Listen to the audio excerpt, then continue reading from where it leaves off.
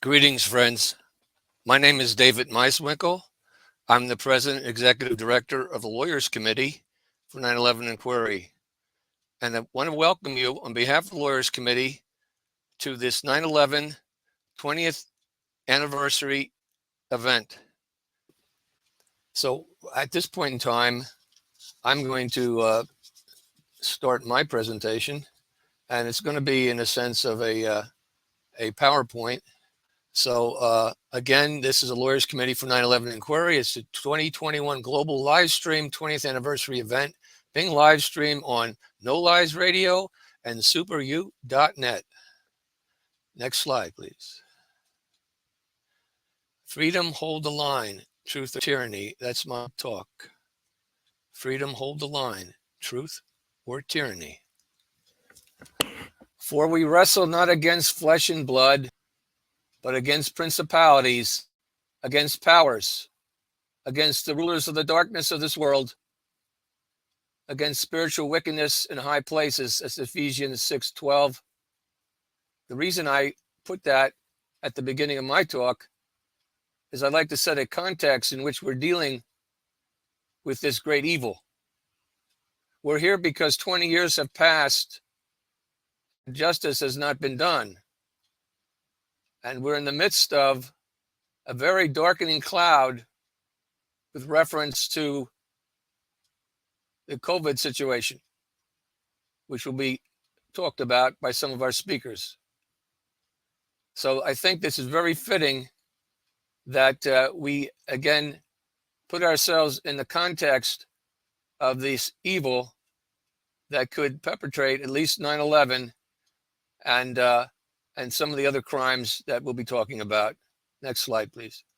Now, as Mick said, that we have taken positions, the Lawyers Committee, on the controlled demolition and bombs.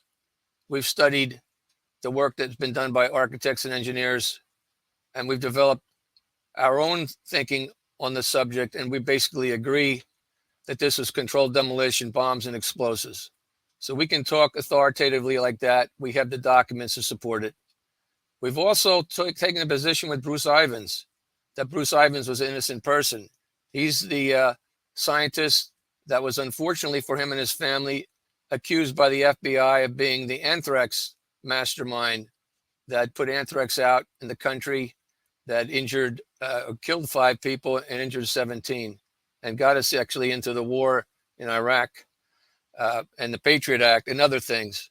So we can categorically say that we believe that he was an innocent man, that the FBI obstructed and corrupted the investigation, and that what Mick talked about today, the action that was sent to the file today in Washington, D.C.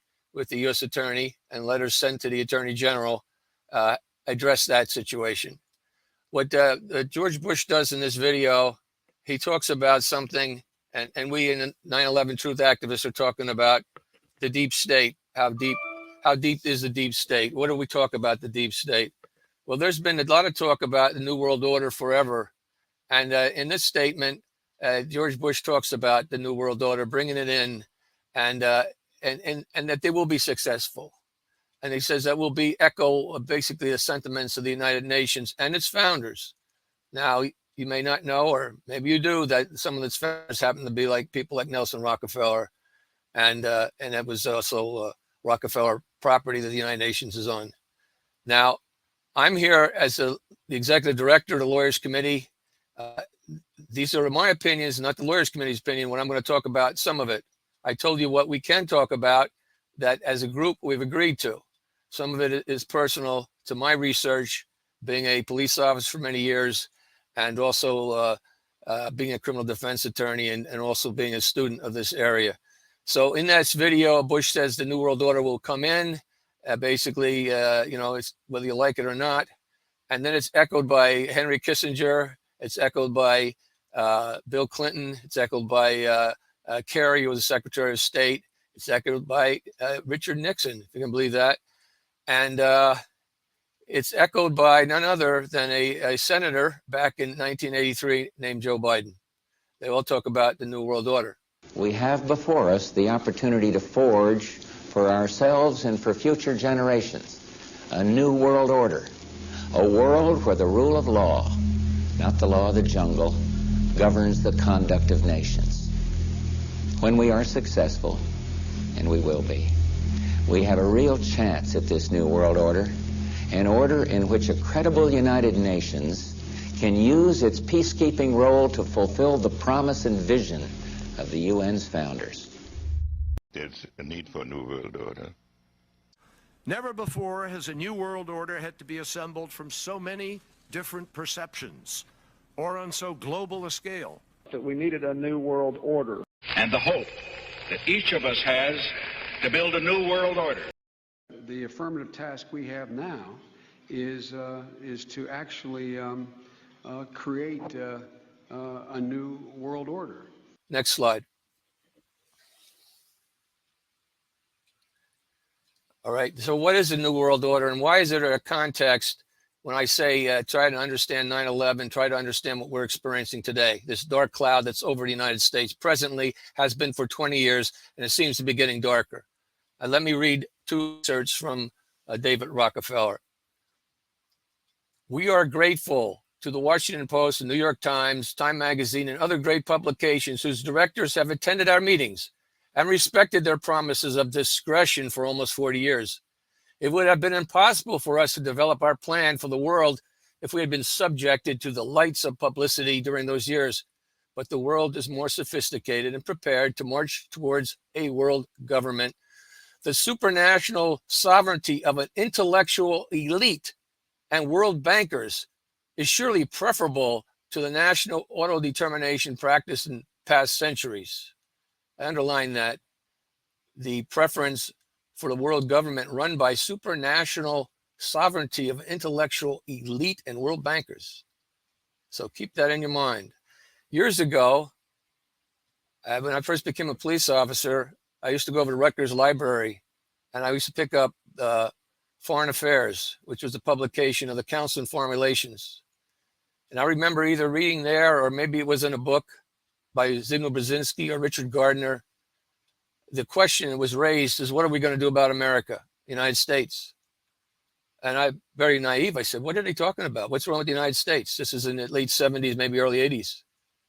And they said, we have to reduce the standard of living in the United States. We have to reduce the sovereignty of the people in the United States, because the United States at that time was well into the IBM era. Europe was just getting into the General Motors era, and the rest of the world was in the dust. How are we going to bring them back to the pack? That was probably about 35 years ago when I read that. And I've watched over the years what's happened, and yeah, you no doubt experienced it too. The next slide. For more than a century, ideological extremists at either end of the political spectrum have seized upon well-publicized incidents such as my encounter with Castro to attack the Rockefeller family for the inordinate influence they claim we wield over American political and economic institutions. Some even believe we are part of a secret cabal working against the best interests of the United States, characterizing my family and me as internationalists, and of conspiring with others around the world to build a more integrated global political and economic structure. One world, if you will. If that is the charge, I stand guilty, and I'm proud of it. Next slide, please. Some years ago, I ran into this pamphlet. I'm not sure how I did it. Silent Weapons for Quiet Wars. I would recommend it to all Americans. You can even be able to get it on the internet. It's only 56 pages. It's very telling. In other words, unbeknownst to America, we've been under assault a long time with silent weapons for quiet wars. Part of this may have been 9/11. And part of this may have fit into the description of what I've just told you of reducing the sovereignty and the standard of living, because anytime something like this happens, and you know what happened right after that with regards to the sort of the police state with the U.S. Patriot Bill coming in, the sovereignty of the country being undermined, and basically the standard of living continues to go down. But let me have the first page, please. All right. hopefully this doesn't get you too bored, but this is important stuff. And this whole pamphlet is filled with important things. Energy is recognized as the key to all activity on Earth. Natural science is the study of the sources and control of natural energy, and social science, theoretically expressed as economics, is the study of the sources and control of social energy. Both are bookkeeping systems, mathematics. Therefore, mathematics is the primary energy science, and the bookkeeper can be king if the public can be kept ignorant of the mythology in the bookkeeping. All science is merely a means to an end. The means is knowledge. The end is control. Underline that, control. Beyond this remains only one issue. Who will be the beneficiary? In 1954, this was the issue of primary concern. Although the so-called moral issue were raised, in view of the law of natural selection, it was agreed that a nation or world of people who will not use their intelligence are no better than animals who do not have intelligence. Such a people are beasts of burden and stakes on the table by choice and consent. I'll skip from this because it's, well, let me continue. You should hear it.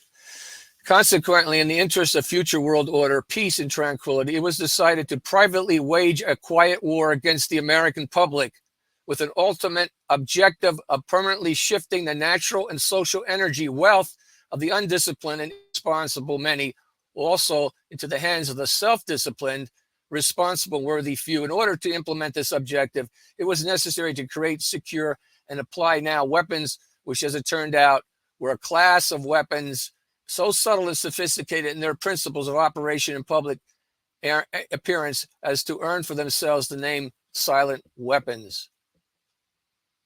All right. It could be the fact that all your emails, text messages, searches are being gathered right now, that you know, as a people, we are being looked at and spied at since 9/11 happened. This is heavy stuff, and I'm talking about, but this is the elephant in the room that people don't want to look at. There's many elephants, so we're going to talk about a few today. Next slide, please.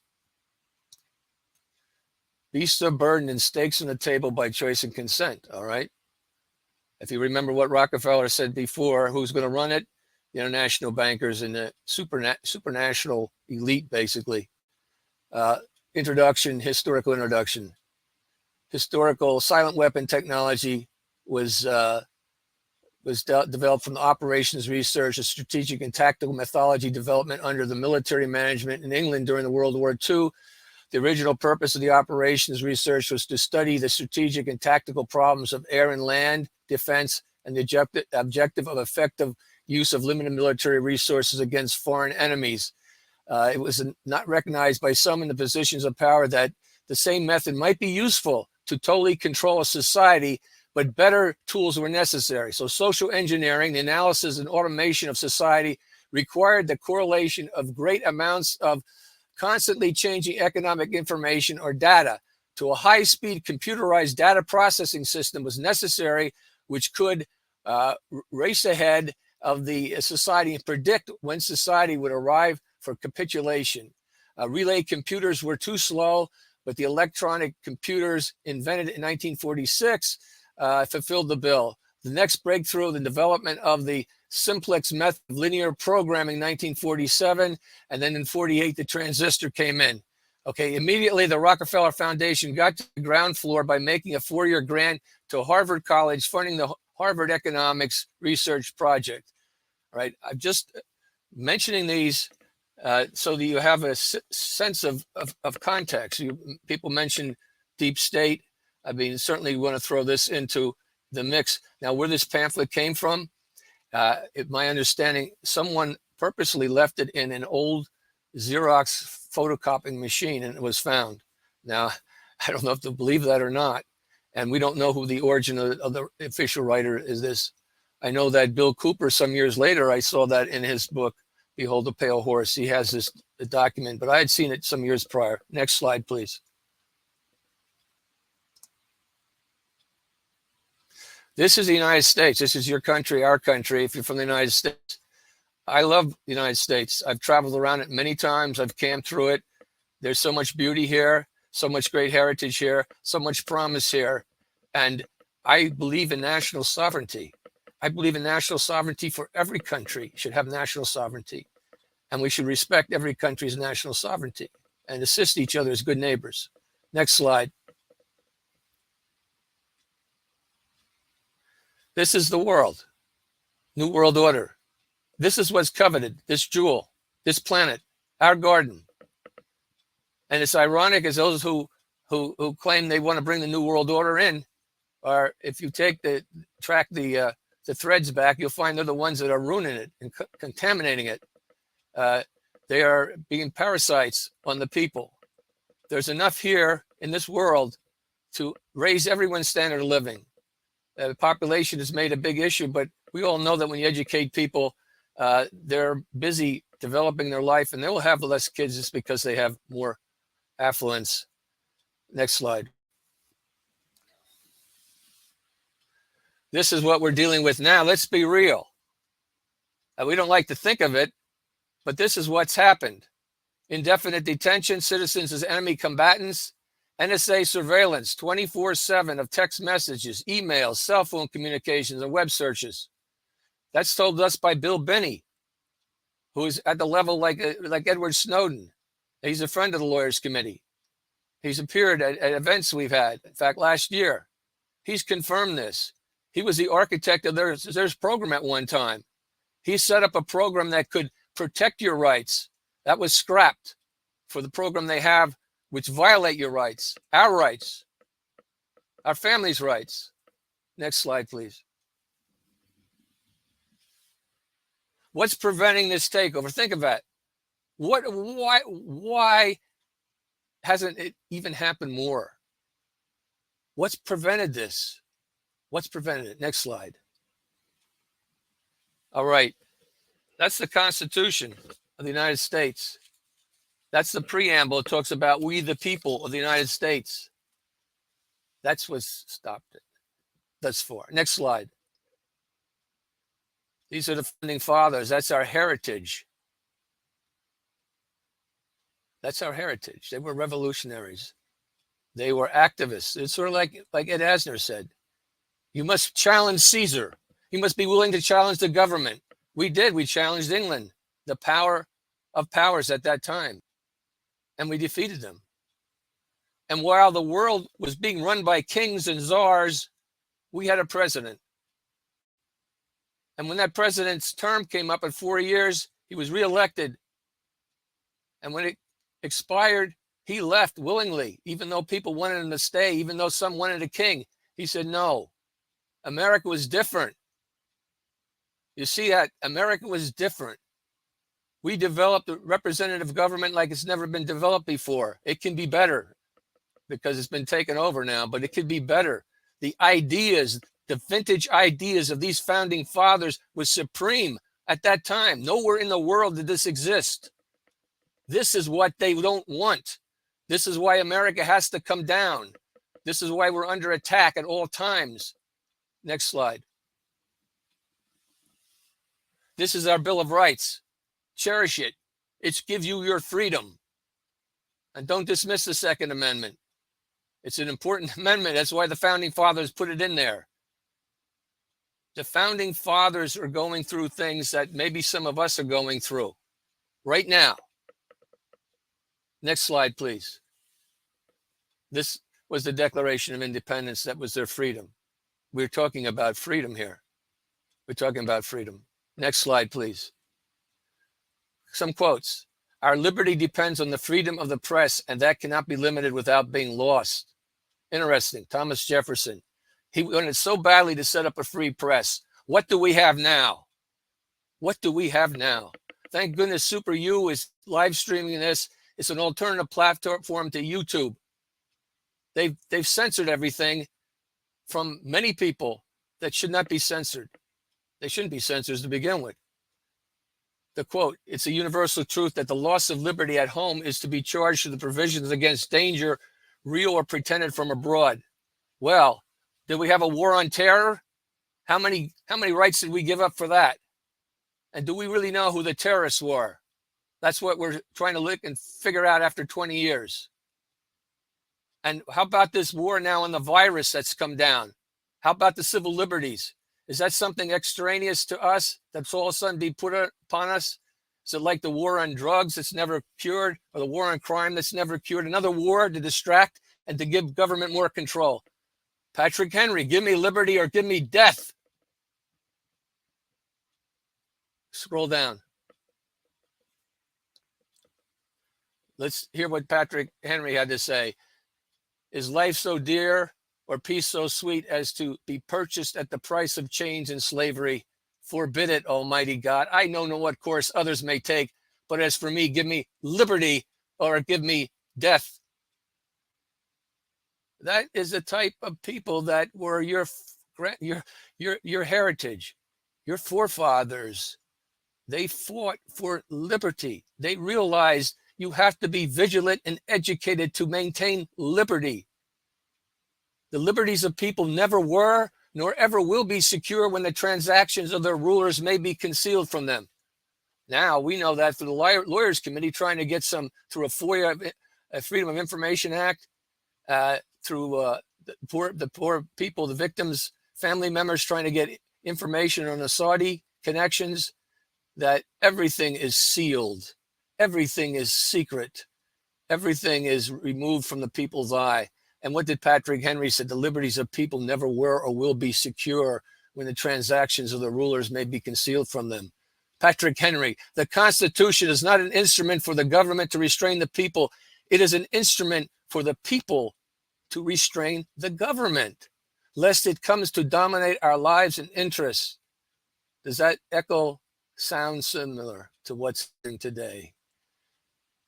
Is the relinquishment of the trial by jury and the liberty of the press necessary for your liberty? In other words, to give up trial by jury and the press freedom?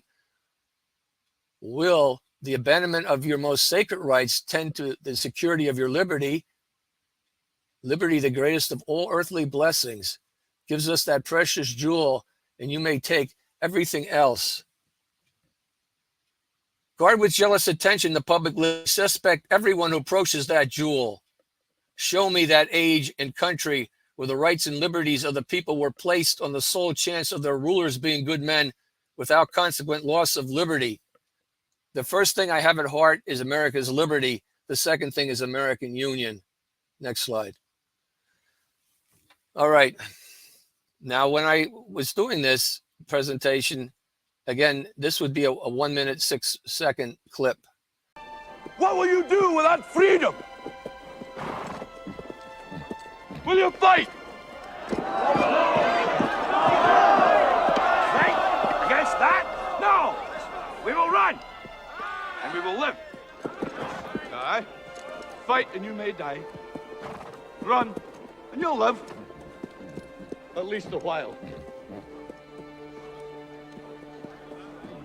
And dying in your beds many years from now, would you be willing to trade all the days from this day to that for one chance, just one chance, to come back here and tell our enemies that they may take our lives, but they'll never take our freedom!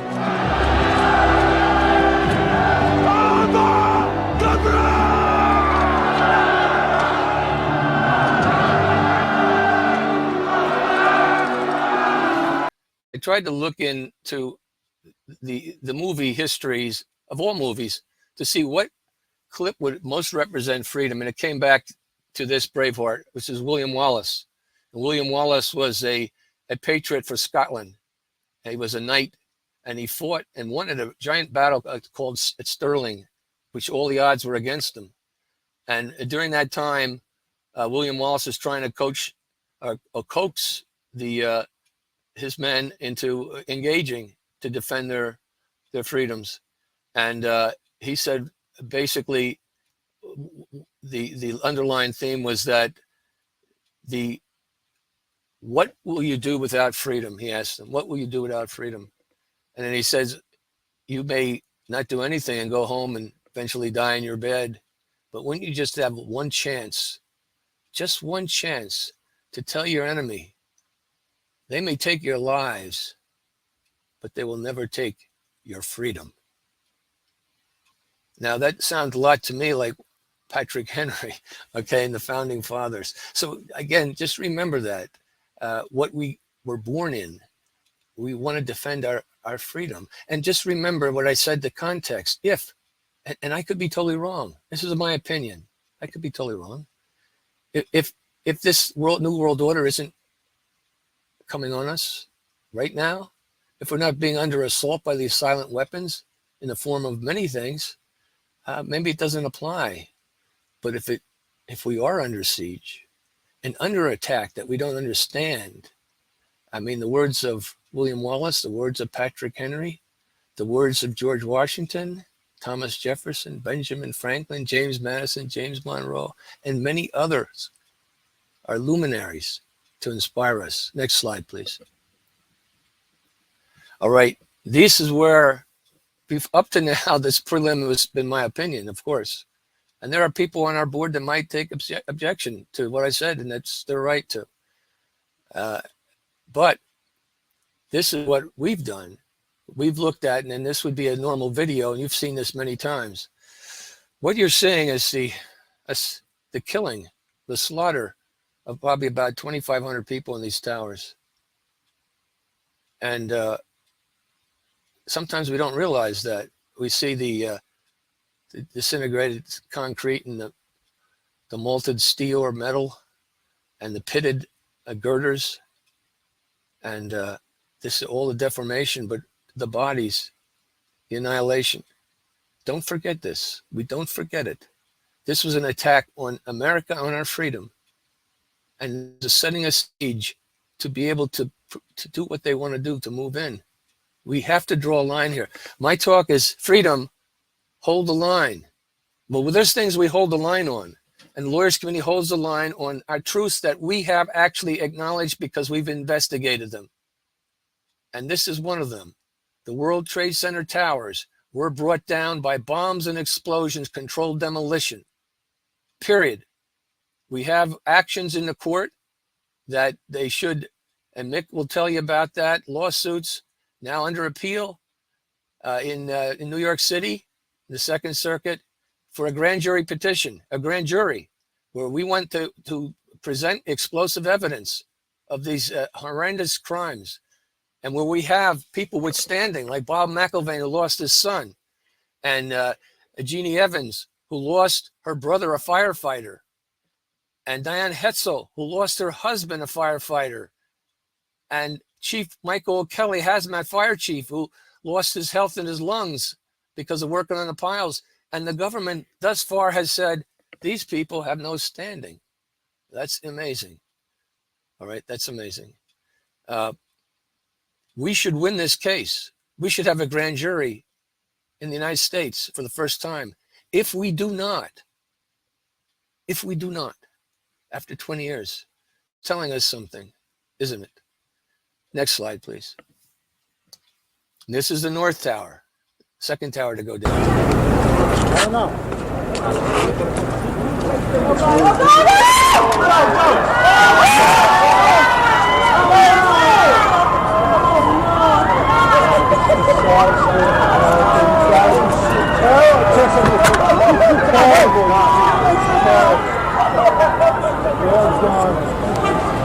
Next slide, please. And this is Building 7, right in its own footprint. A giant, 610 feet tall, 47 stories, would be the biggest building in 33 states. Not hit by an airplane. Simple office fires.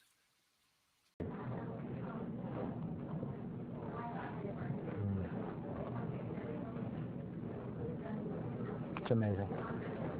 Amazing, incredible, pick your word.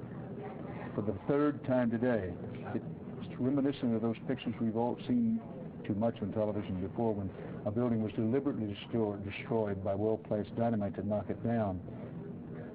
Simple office fires. Impossible, but it goes down according to NIST because of simple office fires. That's contrary to any kind of science, any kind of common sense. Years from now, people look back, and if we can maintain our, look back and say, Boy, oh boy, were these people hoodwinked. How could you even believe that? We probably could have kindergarten kids or grammar school kids look at it and, you know, and know better. But for some reason, there's been like a mass hypnosis in this country. Maybe we're coming out of it. And maybe they're trying to put us back into it with this recent epidemic of virus. Next slide, please. All right, that's Shanksville. We want to investigate that, but we need your help. We need some funds to do that. It takes time and energy. There's a lot of suspicions there. That's apparently where the plane landed or crashed. That was a plane that was United 93 out of Newark, New Jersey. So that's on the future radar of the Lawyers Committee. Next slide, please. And this is the Pentagon. Now, this is probably, for many, the most controversial of the crime scenes. We haven't page summary he did when he left that project, and 16 pages were dedicated to to basically exculpate Bruce Ivins. Basically, he was innocent, okay? Or there was not enough evidence to prove it. Now, in our recent filing, which Mick will talk to you about and just briefly did, we go into it a little more in depth. But this gentleman's whole life was ruined. He ended up committing allegedly suicide, although 2 people close to us said they believed he was murdered. After that, the investigation stopped, and under mysterious conditions. A lot of people wanted it to be looked at, which Mick may go into, and we want to relook at it too. So we sent it to Congress, a petition, and we've also done something now with the U.S. Attorney and the Attorney General. Next slide, please. All right, this is some of the consequences of 9/11 with regards to wars for empire and a clash of cultures, destabilization of the Middle East and Afghanistan, the cover-up, the militarization of the police, the crackdown on whistleblowers, the constant fear campaign, increased power of deep state. Over a million people dead and injured. Just think of that. We went to war in Iraq for weapons of mass destruction, which didn't exist. And we killed maybe 1 million people. Think of that, the blood money. And of course, a lot of people made money off of it. Innocent people. That is, I don't know, I can't describe how terrible that is. That's because we don't control our government. We've let it slip out of our hands to these special interests. Surveillance state, bulk data collection, failure of government to uphold Constitution, economic decline for 95%. Remember, we're supposed to decline. The plan was how to reduce the standard of living in the United States, how to reduce the sovereignty, get them involved in more wars, right? It's one of the ways. The Patriot Act, loss of civil liberties, use of torture, drone warfare, full spectrum dominance, trillions diverted to war profiteers, increased domination by corporations, refugee crisis, immunity of high-level officials from war crimes. Not only from war crimes, we didn't even get into what's going on now with the pharmaceuticals. They have immunity too. Some people would say that's war crimes. But next slide, please. All right. My suggestion, again, as an individual, as a fellow former police officer, as a former soldier, as a former attorney who was sworn to protect and defend the Constitution with all those 3 positions 3 times, I would ask you to fortify yourself now through prayer, through the Constitution, the Bill of Rights, and to trust each other. We have so much to gain if we go back to our roots and to befriend others, because each country now, to some extent, is probably going through what we're going through. But remember, the United States is this tip of the spear, and they have to dull it, which they're trying to do.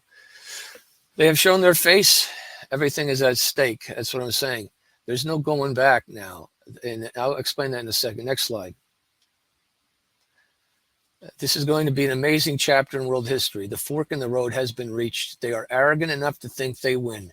They don't understand love and fearless determination of individuals to secure their rights as free men and women. Let freedom ring.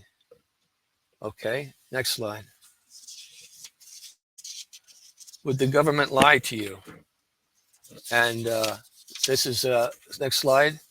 This is, again, a video, and this is the CIA, former CIA head Pompeo, and he talks about lying, stealing, cheating, It's a big joke. They do it all the time. They have curriculums on it. And, so they basically tell us they lie, steal, and cheat. When I was a cadet, what's the cadet motto at West Point? You will not lie, cheat, or steal, or tolerate those who do. I was the CIA director. We lied, we cheated, we stole. It was like we had entire training courses.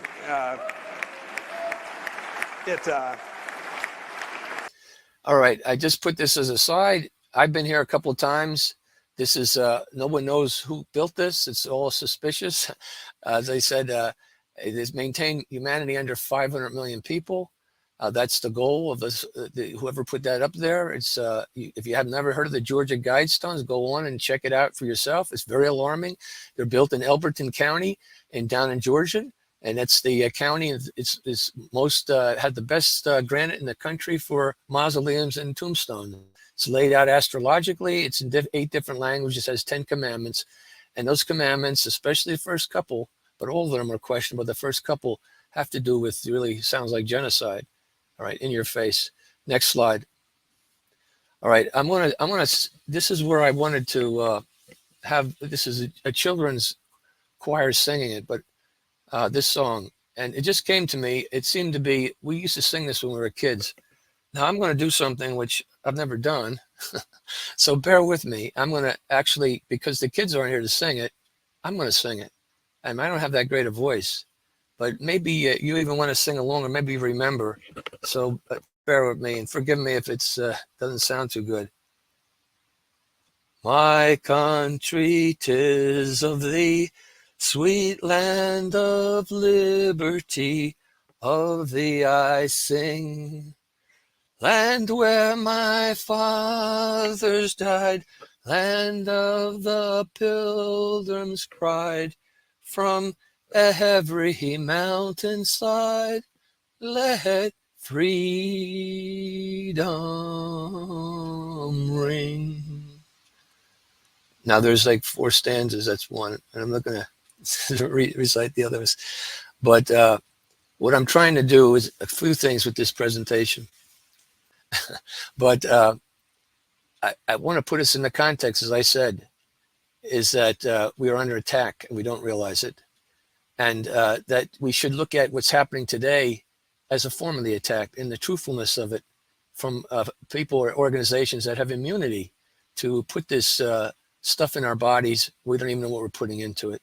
In other words, your individual sovereignty is the protection of yourself and your family, your loved ones, against these type of incursions. You are protected by the Constitution. You have that protection by the Bill of Rights and by the Declaration of Independence that formed our country. You have those rights. Just go back to those rights, to the roots of what it makes America. And I think the rest of the world would be glad to have some of those rights.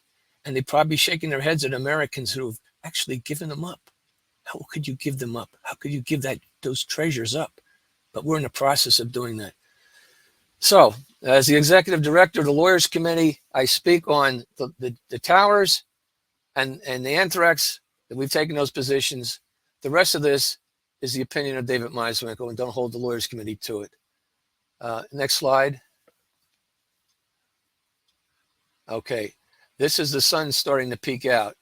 For those who don't know it, it's very cloudy right now. There are dark clouds. And for every little baby that's born today in this world, there's a dark cloud hanging over them. And the reason is that because people that know better haven't acted. So I would say it's time to act in a peaceful way, but start to open up your eyes and your heart and go back to what it means to be a human being. And if you live in this country, what it means to be an American. You have an incredible heritage. Embrace it. Study it more. The founding fathers were far from perfect. But at that time, 250 years ago or so, they were the best there was. The best. And they gave us a heritage of freedom. And we're about to squander it. Don't squander it. As John Adams said, you give up liberty, you will not get it back. And as George Washington said, the truth, you put a light on the truth, and it will emblazon people and inspire them. Thank you for being part of this event.